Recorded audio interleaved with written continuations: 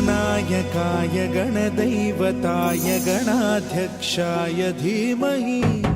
गुणशरीराय गुणमण्डिताय गुणेशानाय धीमहि गुणातीताय गुणाधीशाय गुणप्रविष्टाय धीमहि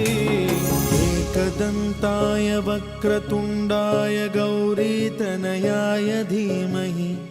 गजेशानाय भालचन्द्राय श्रीगणेशाय धीमहि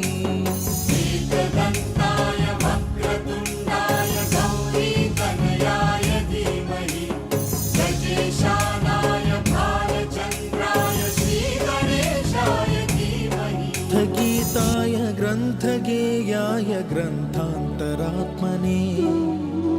गीतलीनाय गीताश्रयाय गीतवाद्यपटवे गेयचरिताय गायकवराय गन्धर्वप्रियकृते